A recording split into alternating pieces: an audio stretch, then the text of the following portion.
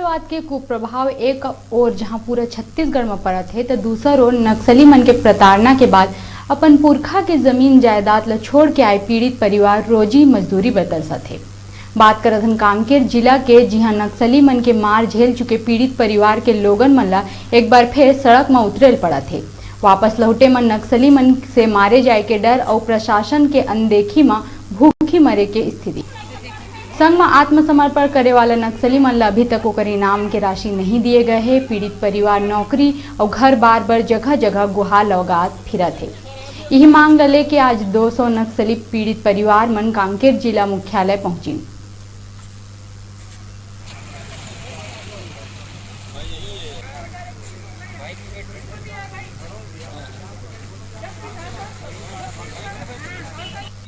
पानी डोबीर का हूँ, कोयलीबेड़ा थाना क्षेत्र का, और मैं नक्सली में था। मैं 2016 में 22 अक्टूबर को मैं समर्पण किया था, तो वहाँ से मुझे कुछ नहीं मिला है। सिर्फ समर्पण के समय में 10,000 रुपये दिए, वहाँ से बस कुछ नहीं है।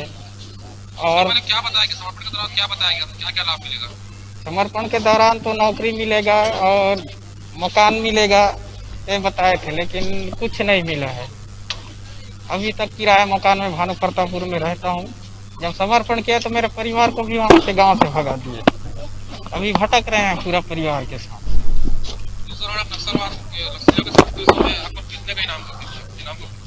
इनाम घोषित था तो नहीं बताया वहाँ, ने पूरा 18 नक्सली समर्पण किए तो वहाँ 28 लाख का इनाम बताए थे।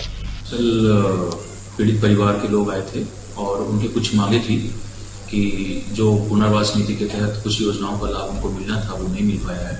साथ साथ में उनको कुछ लाभ और मिले थे, जैसे बस पास इत्यादि का। उन्होंने एक प्रोफार्मा बनाकर मुझे अपना आवेदन प्रस्तुत किया है।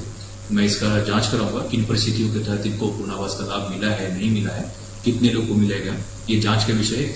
और इसके लिए मैं एक सर्वे टीम का गठन कर रहा हूँ और शीघ्रता शीघ्र जैसे ही उसका मेरे पास प्रतिवेदन आता है तो उन परिवारों को पुनर्वास नीति के तहत जो लाभ नहीं मिले उनको दिलाए जाने का हमारी तरफ से प्रशासन की ओर से भरपूर प्रयास किया। लगभग कितने लोग होंगे सर?